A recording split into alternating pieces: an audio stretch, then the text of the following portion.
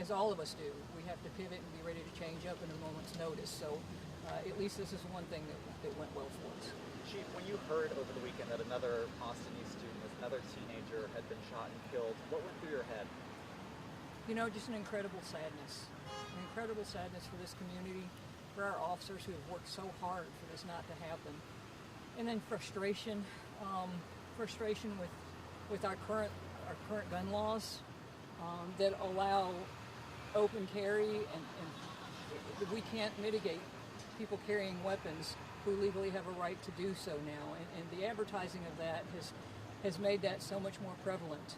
You know, unless there is a person that we know has a felony conviction and mental issues in the commission of a crime, or that they're inebriated or under the influence, we can't approach that person who has a weapon showing. So it's very difficult for us to mitigate this kind of crime where we may have somebody who gets in an argument and they all have weapons. And from my own experience and seeing my own sons play video games, I think that, you know, there's no pain in playing those games, and I think they're so quick. Kids don't think beyond the end of their nose, and even young adults have grown up with all this. And so it's an incredible frustration, and how do we combat this? How do we, given all these, you know, hands being tied around our back, how do we work with the community? Because public safety is a shared responsibility to combat this. And, you know, we just need all the suggestions we can get. You know, we're willing to try anything. So, Chief, are you saying that Tennessee's gun laws are one of the reasons why these shootings keep happening? You know, I can't correlate that exactly, but it has not made it's made it much more difficult for us to address guns in the open. So that, you know, I can't say for sure that has, but where you're going to have guns and you have people arguing or getting in altercations, which happens to us every day. I mean, it seems like there's so much even road rage going on now when I drive down the street. That we address so much now. So I can't say that has caused the violent crime, but it has caused us not to be able to mitigate it. Can you go in a little bit of more detail into the challenges that you're running across in that vein? So I can give you an example from this morning. We had a call come out, Short Broadway, where there was a male with a visible gun in his waistband. And we had 4 or 5 calls come in. People were worried. We have no right to stop that gentleman. Our officers went out and had a conversation with him. Luckily, he was agreeable to the conversation. There was no danger there, thank goodness. But everybody was worried about seeing somebody walking down the street with a gun in their waistband, and rightfully so. I would be worried if my kids were walking to school at Fulton and there was a gentleman walking around with a gun in his waistband. So that's a good example of, you know, if he had just kept walking, we have no right to stop him. He did not have to talk to us at all. Chief, the city's poured a lot of effort into trying to help stop violence, especially in communities with young people. Do you think you're doing enough? Do you think it's working given the shooting over the weekend? You know, it's never enough. This is one good example of the old saying, there's no finish line. We're never going to be there. We have to keep trying. We have to keep pivoting. We have to keep trying new things, listening to the community. You know, things that policing have always worked is traditional policing, law enforcement, you know, citing, putting in jail. Obviously that has not worked. So we need to find better ways to do this, and that's what the mayor's initiative has worked on. So, but it's slow going. It takes time to build that, and so we're trying to work together and come up with anything we can. So that's why, you know, if community members have a great idea, we're listening. We're hitting all our community meetings. You know, we don't always think the way everybody else does, and there's some great ideas that come from people who think outside the box and don't live in the box we live in. And you mentioned, or you all described this presence today that we saw as community policing. And one of the things, just going back to the young folks, they've said, we want to be heard. Have you and your officers had communication with them or conversations today with them, and what's that tone like? You know, it's been interesting because we see some kids who don't want to talk. Others have said, hey, how you doing? Some have come up and asked questions. But I think the more we're here, the more those conversations will develop and the more comfortable they are with us being here. You know, one of the things I'd like to work with the principal on is having just the beat officers who work this area, not the SRO, come in and meet the kids in the schools. And I think that would be good because those are the officers we're seeing out in the community. And so, you know, we need to do that. And, you know, I talk about community meetings that we go to, but that's the demographic we miss. Those kids don't come to the community meetings. In fact, 20 and 30-somethings aren't coming to our community meetings. So how do we get those folks? We do a great job with social media, but that's not a really good two-way street. So we're still working on that angle. What else are you hoping with the increased presence? I know, kids getting out of school, community members around us. What else are you hoping with the increased presence over by Austin? Well, of course, we hope to help keep anything from happening. If there's an argument, hopefully we can address it before it escalates. But we just want the community to know we care. This is our community. Our kids are our future all over the city, and that's important that we keep them safe, and they know they feel safe when they go to school, when they're even outside. People being legitimately out walking down the street is great, because that forces the bad elements, the folks that want to do harm, out. And so that's what we need, is we need folks to know that we appreciate them being out and taking back their community, and we want to support that. We can't do that for them, but we want to support that. Go ahead. Sorry, when you talk about the community, we've heard from a lot of them who say, these are six of our kids who've lived here.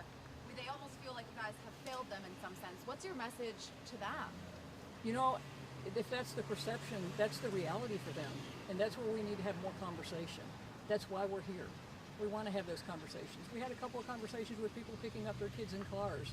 We want people to know we care. And if they have a better idea of how we can do that, we're open to that. We're open to that. I've talked about this many, many times, we have limited resources, but we're trying to spread things around as best we can. And now that we're on record, Chief, we have to ask the question. We're talking about grief and loss for this community yet again, but we have no information. We have no name. Can you tell us why that is? Well, and specifically for this name, we never identify juveniles. We just don't do that.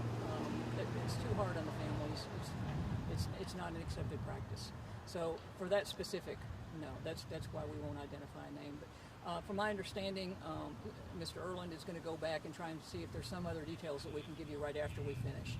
So, we want to get information out because that helps us find out what happened. If somebody just reports to Crime Stoppers because they saw one detail that we're able to release, that's worth it. That's worth it. So that's what we try and work with our investigators so that we can get out as much as possible without compromising that case. Have you spoken with the family? I have not. Do you know if any tips have come in about this most recent shooting from Crime Stoppers? I think we have. Don't quote me on that. I'll see if Mr. Erland can get that information for you. But it seems like we had at least one come in that I was with. How important are tips from the community in those kind of things? Does that make it or break it between getting a suspect and not? It Cases could. Like this? It could. A tip can provide us just an avenue that we can go down to look for a lead. So, although a person doesn't want to be identified because they don't want to have to testify or they don't want to go on record, if they have information, if they can give it to that anonymous tip so we know where to look, that can help. It may not lead to enough for us to make an arrest, but at least it tells us where to look, and we can go down that rabbit hole and keep trying and keep trying. And can you talk more about just how it's anonymous? Can you talk more about just how leaving those tips with Crime Stoppers? So there is an app, there is a phone number, there are several ways you can email. So, it's just very anonymous. You don't give your name. If you would like, let this go by. Do we know what's going on?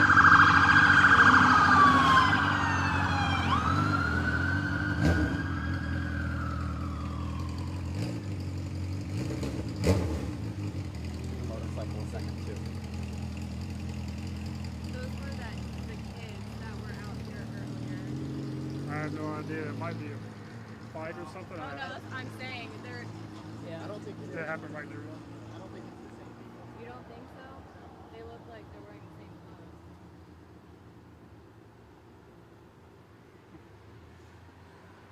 I can get you some details on that. So. Thanks. Yeah, so I apologize. I don't know what that That's was. happening as we're standing. Yes. I understand So- you don't so know you don't what hold me that is. accountable Yeah, for that we one. won't. Thank you. That one, we know you don't know what's going on there because it happened in the last 5 minutes. Chief, go ahead. No, so back to answer her Crime question. Stoppers, there's so many ways that you can leave an anonymous tip or send anonymous information, videos, whatever, anonymously, so you're not identified and you won't ever be identified, but that could give us a break we need. Chief, this is my last question. We're on the 29th homicide related to gun violence in Knoxville so far this year, on track, as you know, to be the deadliest year in Knoxville yet. folks are concerned that maybe the police department isn't doing enough to try to stop this. And I know we've seen other cities that have seen an uptick too. Other cities have seen maybe not deadly shootings, but just shootings in general. I mean, how do you reassure the community here in Knoxville that your department and you are up for the job to fix this?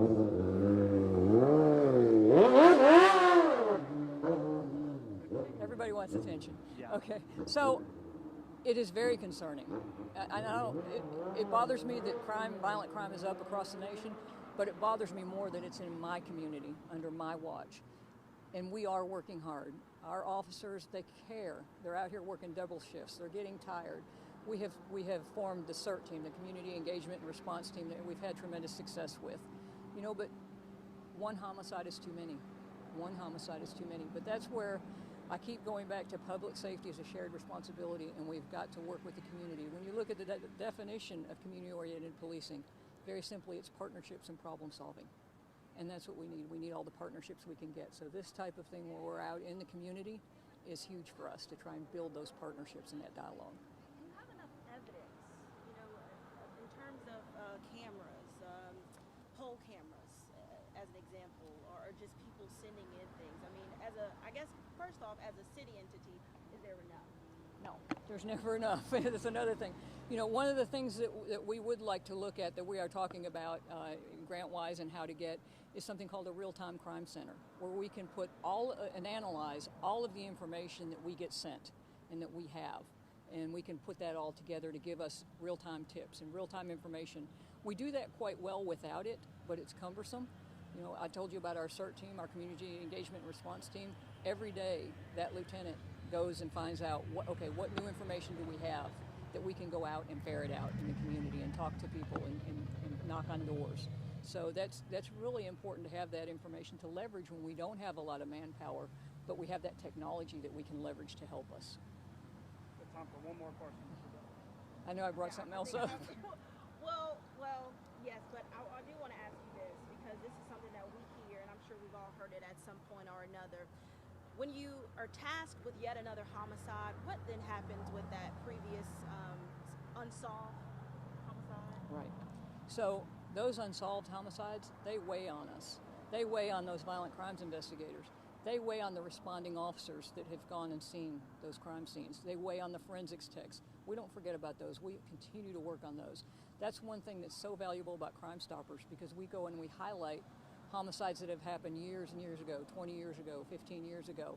And if we can highlight that and somebody remembers something and they call in, you know, we had done that before Crime Stoppers. I'm sure most of you all have been aware that we had done some reenactments on our own, and we continue to do that because we don't forget those. We don't forget. Families have lost a loved one. Children have lost parents. Parents have lost kids. That's unimaginable. That's grief that's huge for that family. But these officers, they care as well. That's why we become officers, is because we want to lessen people's grief and bring them justice and bring them closure. So that's huge for us. Well, thank you so much. Thank Yeah, you, really Chief. do Appreciate your time. Appreciate you all.